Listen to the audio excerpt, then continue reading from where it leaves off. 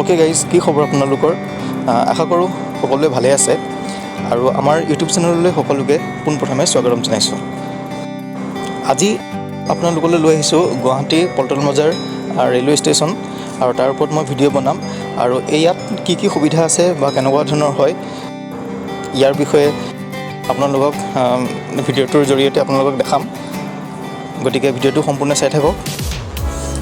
ষ্টেচনৰ বাহিৰৰ পৰিৱেশটো দিনৰ ভাগৰ, আৰু ইয়াত বিশেষকৈ গাড়ী মটৰৰ কোনো অসুবিধা নাই, প্ৰতিটো ইয়াত এভেইলেবল। আৰু এয়া হৈছে ৰাতিৰ পৰিৱেশ। দিনৰ ভাগতকৈ ৰাতিৰ পৰিৱেশটো সঁচাকৈ বহুত ভাল লাগে। আৰু আমি যিহেতু হায়দৰাবাদ গৈ আছোঁ, আমি যিহেতু আছোঁ, গতিকে ৰাতিৰ পৰিৱেশটো আপোনালোকক ভালধৰণে দেখাবৰ কাৰণে এটা ভাল অপৰচুনিটি পাইছোঁ। গতিকে আপোনালোকক দেখাই দিছোঁ। যদি ভিডিঅ'টো ভাল পায় লাইক কৰিব। যিসকল নতুনকৈ চাই আছে আমাৰ ভিডিঅ'সমূহ, প্লিজ ছাবস্ক্ৰাইব কৰি ল'ব, কাৰণ বহুত ভাল ভাল ভিডিঅ' আহি আছে।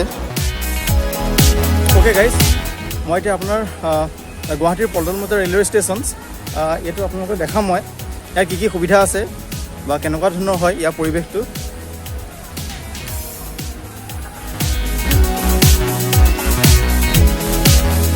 আৰু এইটোৱে চব, এইটো আপোনাৰ বাহিৰটো হয়, বাহিৰৰ পৰিৱেশটো। এতিয়া গাইজ ইয়াৰ ভিতৰ ভাগলৈ যাবলৈ চেষ্টা কৰিম। ইয়াৰ ভিতৰ পৰিৱেশটো চাব। ফাৰ্ষ্ট এণ্ট্ৰি কৰা, আৰু এতিয়া মই গৈ আছোঁ ইয়াৰ ভিতৰ ভাগলৈ। আৰু ইয়াৰ ভিতৰ ভাগত সোমাই প্ৰথম যিটো ৰুম আছে, যিটো হল আছে, ইয়াতে আপোনালোকে দেখা পাব আমাৰ অসমৰ কলা সংস্কৃতিৰ লগতে প্ৰাকৃতিক পৰিৱেশ আমাৰ অসমৰ, আৰু আমাৰ কীৰ্তিচিহ্নসমূহ ধুনীয়াকৈ ইয়াত প্ৰদৰ্শন কৰা হৈছে তথা লগাই থোৱা আছে। এক সুন্দৰ পৰিৱেশ।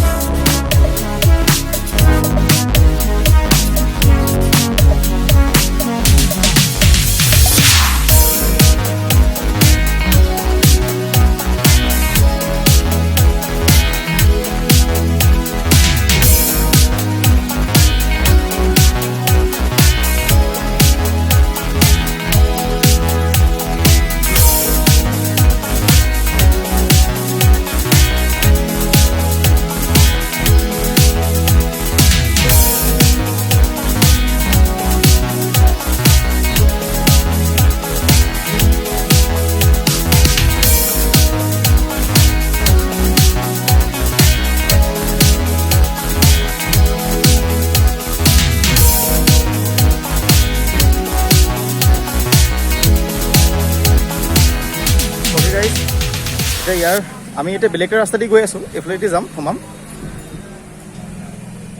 এতিয়া আমি এই গেটখন দিয়ে সোমাম। আপোনালোকে ৰেল ষ্টেচন বুলি ক'লে বহুতখিনি চিন্তা লাগে কেনেকুৱা বা কি হয়, কিন্তু ইয়াত আহি দেখা পাইছোঁ প্ৰতিটো জেগাই বহুত চাফ চিকুণ হয়।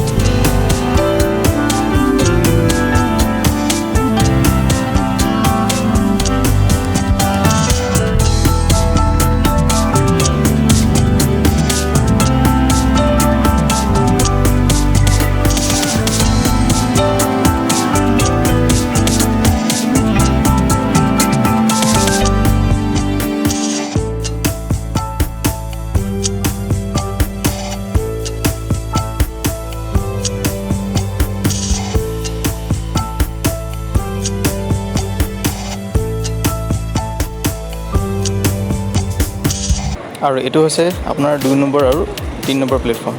প্ৰথমটো হৈছে 1 নম্বৰ, এটা 1 নম্বৰ প্লেটফৰ্ম, আৰু এইটো হৈছে 2 নম্বৰ আৰু 3 নম্বৰ প্লেটফৰ্ম। আৰু এতিয়া আমি আৰু অলপ আগত গৈ আছোঁ।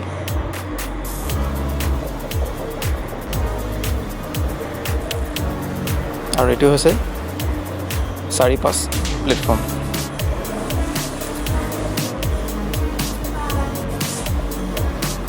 আৰু আগত আছে আপোনালোকৰ, এইটো ভালধৰণে এবাৰ চাই লওক।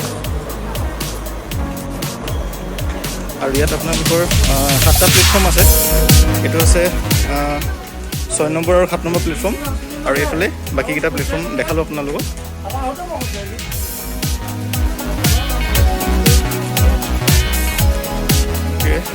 এতিয়া ৰিটাৰ্ণ গৈ আছোঁ।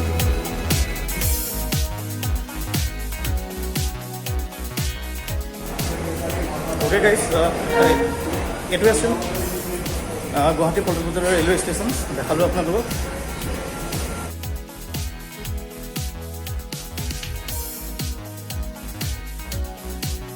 আৰু ইয়াত আপোনালোকে গাইজ উঠা নমা কৰিব হ'লে চিৰিৰ বাহিৰে আপোনাৰ লিফ্টৰ সুবিধাও আছে। লিফ্ট দিও আপোনালোকে, লিফ্টৰ যোগেদিও আপোনালোকে অহা যোৱা কৰিব পাৰে। সঁচাকৈ ইয়াত আহি দেখা পালোঁ কোনো ফালৰ পৰা কোনো অসুবিধা নাই। গোটেইখিনি প্ৰায় সুবিধাখিনি আছে ইয়াত। যথেষ্ট ভাল লাগিছে আহি পিনে, গতিকে আপোনালোককো দেখাই দিলোঁ।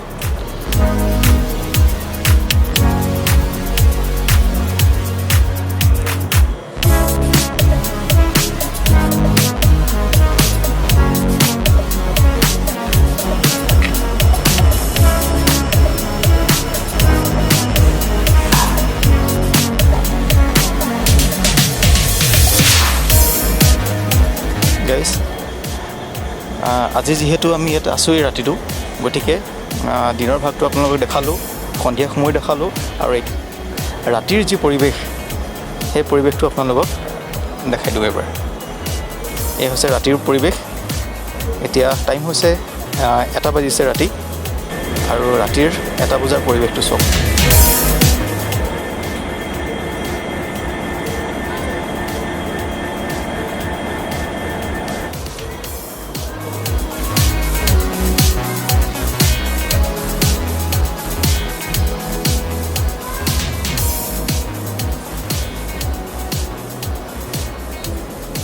আৰু এয়াই হৈছে গুৱাহাটী পল্টন বজাৰ ৰেলৱে ষ্টেচন, ৰাতিৰ পৰিৱেশ।